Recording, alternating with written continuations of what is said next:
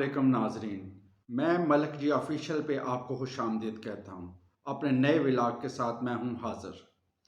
تو آج ہمارے پاس کافی دلچسپ اور اہم خبریں ہیں، جس میں ہم اسحاق ڈار کے بارے میں، نواز شریف کے بارے میں، عمران خان کے بارے میں اور فوجی عدالتوں کے کیس کے بارے میں بات کریں گے۔ تو آپ سے گزارش ہے کہ ساتھ جڑے رہیے گا اور پورا پروگرام دیکھیے گا۔ سب سے پہلے اسحاق ڈار صاحب کے اوپر ایک کیس چل رہا تھا آمدنی سے زائد اثاثوں کا۔ تو جب آپ نیب کو دیکھتے ہیں، نیب جو ہے کچھ کیسز میں بہت ایکٹیو ہوتا ہے اور کچھ کیسز میں بہت سلو ہوتا ہے۔ نیب کی ول پہ کیسز چلتے ہیں۔ تو آج بھی آمدنی سے زائد اثاثوں کا جو کیس تھا، اسحاق ڈار تھا، اس میں نیب نے عدالت کو یہی بتایا ہے کہ ہم اس کیس کو، یعنی کہ یہی آپ سمجھ لیں کہ یہی ہے کہ ہم اس کیس کو نہیں چلانا چاہتے اور ان کو کوئی اعتراض نہیں ہے اس کیس پہ۔ تو عدالت سے بھی پھر اسحاق ڈار کو ریلیف مل گیا اور یہ کیس ختم ہو گیا ہے۔ تو نیب کی جو، یعنی کہ جس طرح آپ دیکھتے رہتے ہیں کہ سیاسی جب کوئی حکومت ہوتی ہے تو مخالفین کو نیب کے مقدمات کا فیصلہ سامنا کرنا پڑتا ہے، اسی طرح جب دوسری پارٹی کی حکومت آتی ہے تو دوسرے لوگوں کو نیب کے مقدمات کا سامنا کرنا پڑتا ہے۔ اور آپ کے جو کیسز 5-6 سال سے نیب میں چل رہے ہوتے ہیں، اس میں یکدم آپ کو ریلیف مل جاتا ہے۔ تو اسحاق ڈار صاحب کو بھی اس کیس میں ریلیف مل گیا ہے۔ اور اس کے بعد نواز شریف صاحب کی جو اپیل ہے، اس کے لیے اسلام آباد ہائی کورٹ نے بینچ تشکیل دے دی ہے۔ عامر فاروق اور گل حسن اورنگزیب صاحب 2 رکنی یہ بینچ ہے، تو یہ نواز شریف کی کیس کو سنیں گے۔ دیکھتے ہیں ابھی اس کیس میں کیا نکلتا ہے۔ العزیزیہ اور ایمن فیلڈ کا یہ کیس ہے، تو دیکھیں اس میں سے کیا نکلتا ہے۔ سب سے اہم جو آج کا کیس تھا وہ تھا ملٹری کورٹس کے بارے میں۔ یعنی کہ سب لوگوں کو توقع تھی، کیونکہ جس طرح کا یہ بینچ بیٹھا تھا، جس طرح کی پروسیڈنگ بیٹھی تھی، تو یہی فیصلہ آنا کا، اور وہی فیصلہ آیا۔ اور تمام میکسیمم جو 80% لوگ ہیں، انہوں نے اس فیصلے کو خوش آمدید کہا کہ یہ اچھی بات ہے کہ سولین کے جو ٹرائل ہیں وہ ملٹری کورٹس میں نہیں، وہ عام کورٹس میں ہونے چاہیے۔ اور اس فیصلے میں یہی بتایا گیا ہے کہ سولین کے جو ٹرائل ہیں وہ عام کورٹس میں ہوں گے، اور جو انہوں نے آرمی ایکٹ منظور کیا تھا، اس کی انہوں نے 1-2 شکیں ہیں، جیسے 2D1 شک ہے، اس کو کالعدم قرار دے دیا ہے۔ تو جب وہ شک کی کالعدم قرار دے دی گئی تو اس پہ پھر وہ کیسز بھی نہیں چلیں گے۔ تو بڑے یعنی کہ اس پہ بحث ہو رہی ہے کہ کیا یہ ٹھیک فیصلہ ہے یا غلط فیصلہ ہے۔ میکسیمم لوگوں نے اس کو ٹھیک کہا ہے کہ یہ، حالانکہ یہ جو جسٹس اعجاز الحسن کی سربراہی میں یہ بینچ بنا ہوا تھا، ان کے ساتھ مظہر علی نقوی، منیب اختر اور عائشہ ملک اور یحییٰ آفریدی، 5 رکنی بینچ تھا یہ۔ پہلے یہ 6 رکنی تھا، تاب دیال صاحب ریٹائر ہو گئے، اس کے بعد یہ 5 رکنی بینچ بنا۔ تمام 95% اس کی پروسیڈنگ ختم ہو چکی تھی۔ تو آج یہ تھا کہ صرف اٹارنی جنرل کے دلائل رہتے تھے، تو 3 اگست سے اس کو انہوں نے ایک لامحدود مدت کے لیے ملتوی کیا ہوا تھا۔ تو آج جب یہ کیس لگا ہے تو پھر آج اٹارنی جنرل نے اپنے دلائل دیے ہیں۔ انہوں نے پورا کوشش کی، اپنی بڑے اچھے دلائل دیے، ویسے انہوں نے پوری کوشش کی کہ عدالت کو یہ باور کرایا جائے کہ یہ جو کورٹس میں، ملٹری کورٹس میں کیسز چلیں گے، یہ عام شہریوں کی طرح ہی چلیں گے۔ ان کو جناب سارے وکیل بھی دیا جائے گا، ہر طرح کی جو عام عدالت میں ساری چیزیں چلتی ہیں وہ ادھر بھی ساری چیزوں کو اختیار دیا جائے گا۔ پھر جو شکایت کنندہ ہیں یا جو ملزمین ہیں، ان کو پھر ہائی کورٹ میں اور سپریم کورٹ میں اپیل کا بھی حق ہوگا۔ تو یہ سارے باتیں اٹارنی جنرل نے ادھر اپنے کی، لیکن جو بینچ تھا وہ ان سے ایگری نظر نہیں آیا، تو انہوں نے متفقہ طور پہ اس قانون کو ختم کر دیا اور کہا کہ یہ ملٹری کورٹس میں جو ہیں سولین کے کیسز نہیں چلیں گے، تو اس کے لیے آپ جیسا کسی نے جرم کیا ہے اس کو اس حساب سے آپ سول عدالتوں میں چلائیں۔ ابھی یہ ہے کہ ایک تو انہوں نے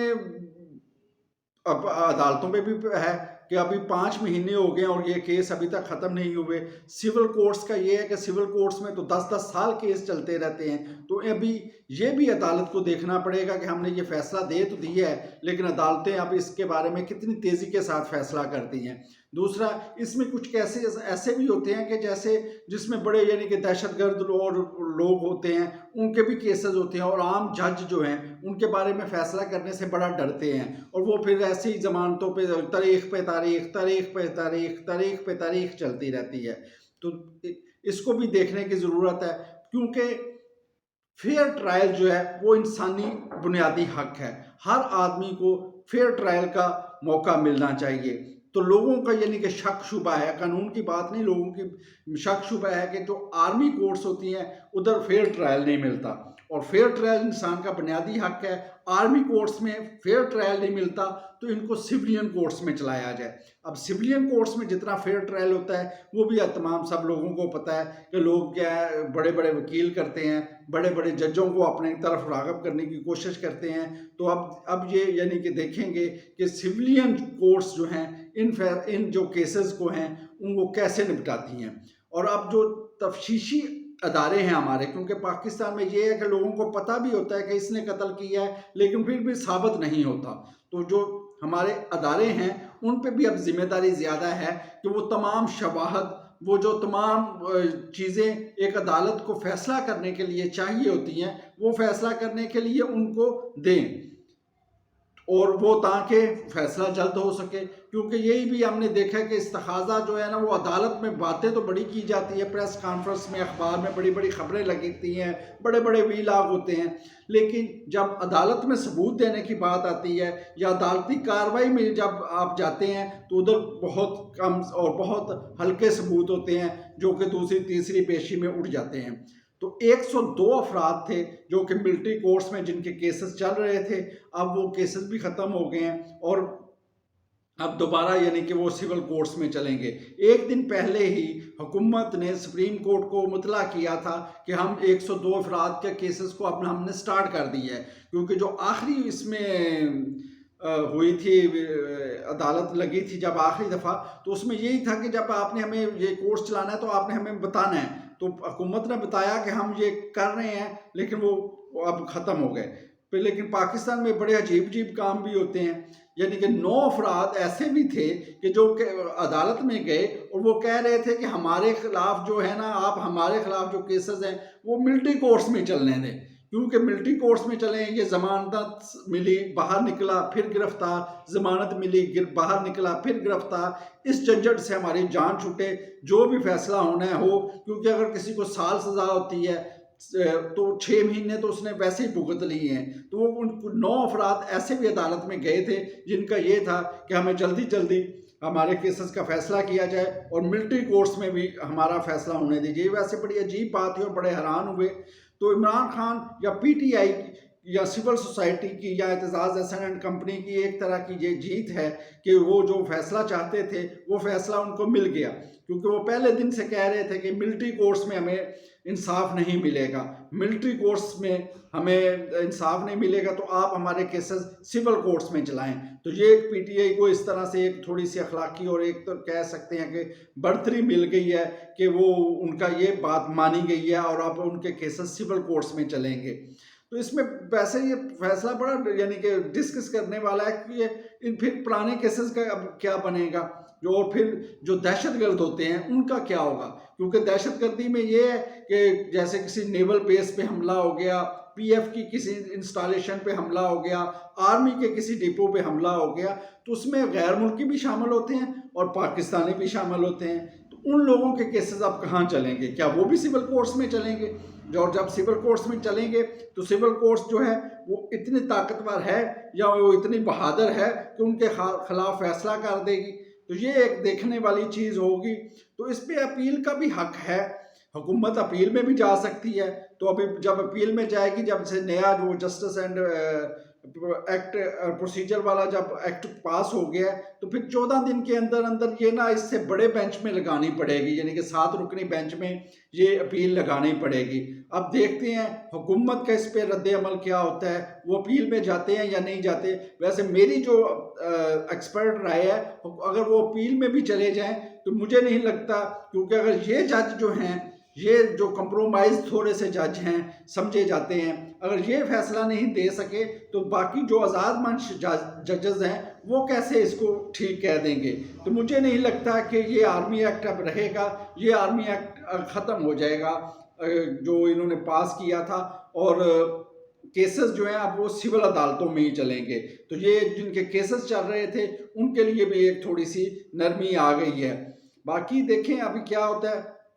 ایک دوسرا کیس تھا، وہ سیفر والا کیس تھا جو جج عبدالحسنات کے پاس لگا ہوا تھا، تو اس میں فرد جرم جو ہے عمران خان اور شاہ محمود قریشی صاحب پہ لگ گئی ہے۔ عمران خان صاحب بڑا یعنی کہ اس کیس کو بڑا ہلکا لے رہے ہیں، جو ہمیں رپورٹس ملی ہیں اور جو ذرائع بتا رہے ہیں کہ بڑے وہ ہنسی مذاق کے موڈ میں تھے اور اتنا سیریس نہیں لے رہے تھے، لیکن یہ کیس بہت سیریس ہے، یعنی کہ اس کیس پہ 14 سال قید ہو سکتی ہے اور بہت مشکل سے جان چھوٹے گی۔ اور یہ کیس اب جب فرد جرم عائد ہو جاتی ہے تو اس کا مطلب ہے کہ اگلے 6 سے 8 یا 10 ہفتوں میں اس کیس کا فیصلہ ہو جائے گا۔ ان نے کوشش تو کی تھی پی ٹی آئی کے وکلاء نے کہ آج فرد جرم نہ عائد ہو، کہ ہمیں جو نقول نہیں ملی ہیں، ہمیں یہ مسئلہ جو ٹیکنیکل چیزیں وکلاء کرتے ہیں وہ پی ٹی آئی کے وکلاء نے بھی کرنے کی کوشش کی ہے، لیکن جو جج ہیں انہوں نے اس بات کو نہیں مانا اور فرد جرم عائد کر دی ہے۔ تو اب فرد جرم عائد کو جیسے ہی شاہ محمود قریشی اور عمران خان صاحب نے اس کی صحت جرم سے انکار کر دیا، اور سبھی ایسا کرتے ہیں، یہ روٹین کی بات ہے، لیکن اب یہ کیس چل پڑا ہے اور اس کی 8-10 ہفتوں میں اس کیس کا فیصلہ ہو جائے گا، خاص کر جب اس کے جو گواہان ہیں جیسے اسد مجید صاحب اور اعظم خان صاحب ہیں، تو اگر وہ اپنے بیانات پہ قائم رہے، جو بیانات انہوں نے آلریڈی دے چکے ہیں کہ یہ سیفر ایک احساس دستاویز تھی جسے غیر متعلقہ لوگوں میں شیئر کیا گیا اور غیر متعلقہ لوگوں میں شیئر کیا گیا اور پھر ایک اس کی کاپی گم ہو گئی، اگر اعظم خان اور اسد مجید اور دوسرے جو گواہان ہیں وہ اپنے بیانات پہ قائم رہے تو پھر یہ کیس جو ہیں وہ بہت مشکل ہوگا عمران خان کے لیے۔ تو عمران خان کے لیے ایک اچھی خبر ہے کہ جو ملٹری کورٹس ہیں وہ ختم ہو گئیں، اب ان کے کیسز سول کورٹس میں چلیں گے پی ٹی آئی والوں کے۔ اور دوسری طرف سے بری خبر یہ ہے کہ سیفر پہ ان پہ فرد جرم عائد ہو گئی ہے، تو اب دیکھیں گے کہ اس کیس کو وہ جلدی نپٹایا جائے گا اور اس کا ڈیسیژن کیا جائے گا۔ ساتھ میں ان کو تھوڑی سی یعنی کہ ہلکی بات کر لیتے ہیں کہ ان کو سائیکل بھی عدالت نے کہا دے دیں، اگر موٹر سائیکل مانگتے ہیں تو وہ بھی دے دیں، اور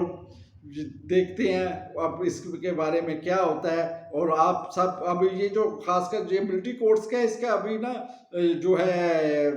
کیا کہتے ہیں شارٹ آرڈر آیا ہے، ابھی اس کا جب تفصیلی فیصلہ آئے گا تو اس وقت ہم اس کو دوبارہ ڈسکس کریں گے کہ اس میں کیا کیا چیزیں ہیں اور کیا کیا ہو سکتا ہے۔ بہت شکریہ